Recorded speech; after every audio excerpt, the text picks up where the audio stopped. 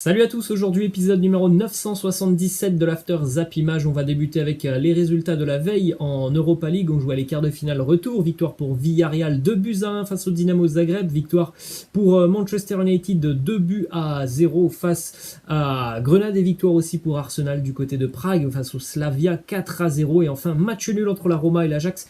Un partout, on fera un petit point sur les demi-finales dans quelques instants. Une petite info qui concerne Edinson Cavani qui a été buteur hier avec les Red Devils. Manchester United souhaiterait conserver l'international uruguayen. Une réunion est d'ores et déjà prévue pour les prochaines semaines.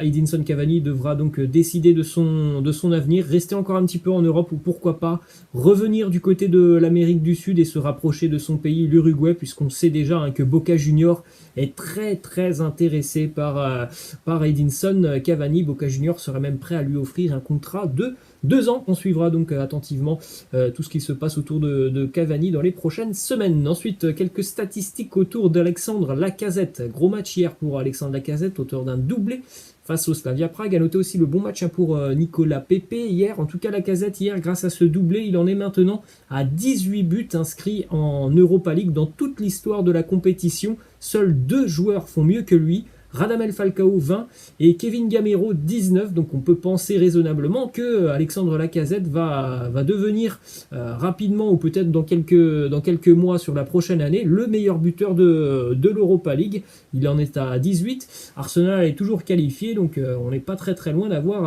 Alexandre Lacazette meilleur buteur de toute l'histoire de l'Europa League. On enchaîne justement les amis avec les affiches des 2 demi-finales d'Europa League. Villarreal affrontera Arsenal. Ça sera l'occasion pour Unai Emery de retrouver les Gunners. Unai Emery qui est quand même aussi l'homme de la compétition, puisqu'il en a remporté énormément. Des trophées en Europa League, notamment avec le FC Séville. Et puis pour l'autre affiche, très sympa aussi, Manchester United face à la Roma. On poursuit avec ces petites images assez insolites que l'on a vues du côté d'Anfield lors du match entre les Reds et le Real Madrid. Le tacle déjà de James Milner qui est venu mettre un vilain coup à Karim Benzema. Quelques instants plus tard, la vengeance de Casemiro qui vient complètement découper James Milner. Et puis vous voyez la troisième image en bas à droite. Donc vous voyez une petite altercation entre Casemiro et Robertson qui vient défendre un petit peu James Milner. Et puis au fond de l'image, on voit Zinedine Zidane tout sourire. Ensuite, on enchaîne justement du côté du Real avec les 3 défis de Zinedine Zidane pour cette fin d'année et fin de saison avec le Real. Il peut devenir le premier entraîneur du Real Madrid à remporter 2 fois un doublé Ligue des Champions. Il peut devenir aussi le seul entraîneur de l'histoire à avoir remporté 4 Ligues des Champions. Et il peut aussi remporter 2 Ligas de suite avec le Real, donc pour la première fois depuis 2008. Donc il y a évidemment de grandes échéances pour le Real jusqu'à la fin d'année et ça pourrait être quelque chose d'assez historique si jamais Zinedine Zidane venait à remporter la Ligue des Champions et même pourquoi pas aussi la Liga. Ensuite, on prend la direction de Paris, une déclaration de Mauricio Pochettino qui nous parle des prolongations de contrat de Neymar et de Mbappé. Il nous dit pour le club, la priorité, c'est que les joueurs de la qualité de Neymar et de Mbappé restent avec nous. Nous n'avons absolument aucun plan de prévu sans ces joueurs. Ensuite, justement, petite info sur la prolongation de Neymar. D'après plusieurs sources, la prolongation serait très bien avancée et le Paris Saint-Germain pourrait même annoncer officiellement la prolongation de Neymar avant le match face à Manchester City. D'ailleurs, petite info et petite déclaration sur ce match face à City. Mathieu Valbuena qui joue toujours du côté de l'Olympiakos, mais il est aussi du côté de la radio RMC en tant que consultant. Il a donné son avis sur ce match entre Paris et Manchester City. Il nous dit Paris peut être bien meilleur que Manchester City. Ils ont une grosse force offensive, mais dès qu'ils sont privés de ballon, ce n'est plus la même équipe. Ensuite, on poursuit justement du côté de City avec cette petite info qui concerne Phil Foden. Si vous le suivez sur ses réseaux sociaux, vous avez peut-être vu après la qualification face à Borussia Dortmund, qu'il avait laissé un petit message en interpellant Kylian Mbappé en lui disant Are you ready? Est-ce que tu es prêt donc pour les retrouvailles ou en tout cas la rencontre en demi-finale? Eh bien, Phil Foden s'est séparé ce jeudi de l'agence de communication qui gère ses réseaux sociaux parce que ce n'est pas lui qui a fait ce petit message adressé à Kylian Mbappé. Ce message ne lui a pas plu, donc il s'est séparé de toute l'équipe qui gère ses réseaux sociaux. On prend la direction maintenant de Marseille avec quelques déclats de Jorge Sampaoli qui premièrement compte sur Steve Mandanda pour la saison prochaine. Il nous dit concernant Steve, au vu de son parcours, de sa personnalité, on aimerait qu'il reste au club. Si on pouvait l'inclure au projet, ça serait super. Autre déclat de Sampaoli sur l'importance de Mandanda, il nous dit il faut que le gardien soit capable d'avoir le rôle d'un joueur de champ. Mais il doit surtout savoir intervenir comme un gardien. On veut inclure Steve dans le projet, ça serait super. On peut voir ce genre de choses du côté de Manchester City où Ederson, évidemment c'est un gardien, mais il est aussi très très important dans des phases de construction. Il est capable d'apporter le surnombre en défense, puisque Ederson peut aller par exemple à 25 mètres de son but.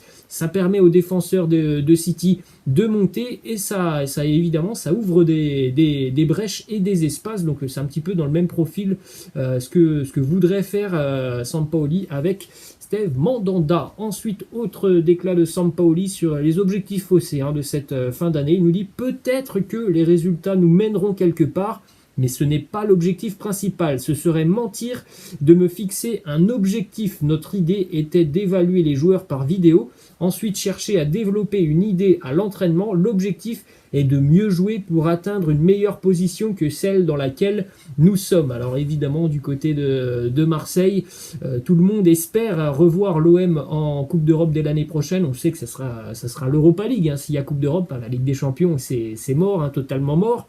Mais du côté de Sampaoli, on ne se met pas la pression. On veut déjà voir des progrès du côté de l'équipe. Et après, évidemment, sur la fin d'année, sur les dernières journées, s'il y a la possibilité d'aller en Europa League, l'OM fera tout. Mais en tout cas, actuellement, on ne peut pas dire que Marseille, on les retrouvera en Europa League parce qu'il y a quand même aussi des équipes qui sont là en Ligue 1 et qui, il me semble, ont plus de certitude que l'Olympique de Marseille.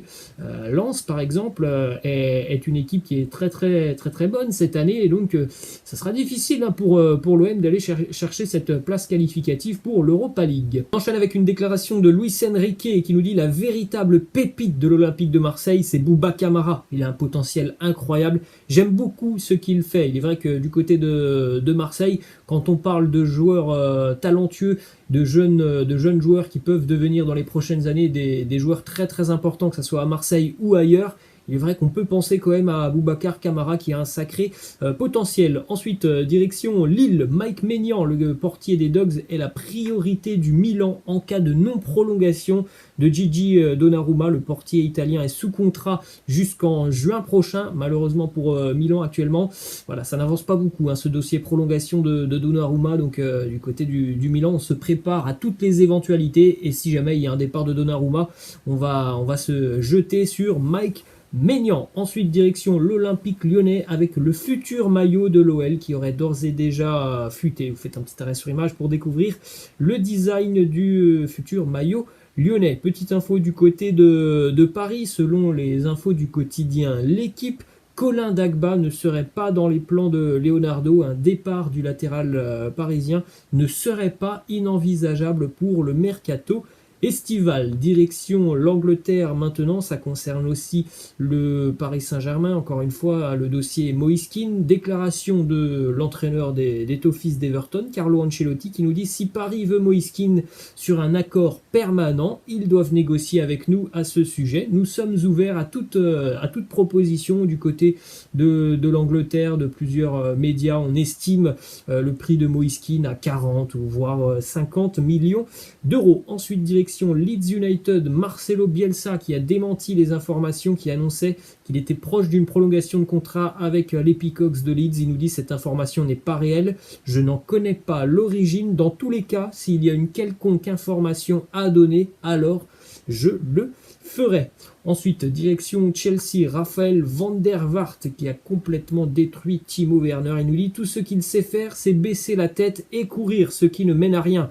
Werner, c'est comme un cheval aveugle. Il le faisait déjà lorsqu'il jouait en Allemagne avec Leipzig et il recommence à le faire maintenant du côté de l'Angleterre. On poursuit du côté de l'Allemagne avec les statistiques de Erling Haaland. On en a parlé hier, il est en train de vivre la plus mauvaise série de sa jeune carrière. 7 matchs consécutifs sans marquer et précisément 582 minutes. On enchaîne avec l'avenir de Haaland. Est-ce qu'il quittera le Borussia Dortmund? Ça, on ne le sait pas. En tout cas, ce que l'on sait, c'est qu'évidemment, quasiment toutes les grandes équipes européennes sont intéressées par l'attaquant norvégien. Le Bayern en fait partie. En revanche, du côté du Bayern, on ne serait pas prêt à faire des folies sur ce mercato estival pour l'attaquant norvégien. L'objectif du Bayern, c'est de voir Haaland continuer avec le Borussia pour 1 an.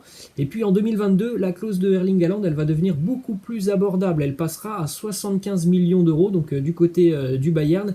Si jamais Haaland continue encore 1 an du côté de Dortmund, eh bien le Bayern va foncer sur Erling Haaland en 2022. On poursuit toujours du côté de Munich avec cette info qui concerne l'ancien Marseillais Bounassar qui pourrait faire ses valises sur le mercato estival. Le Bayern aimerait se séparer de Bounassar. En revanche, du côté du Bayern, on sait déjà qu'il sera très très compliqué de lui trouver des prétendants.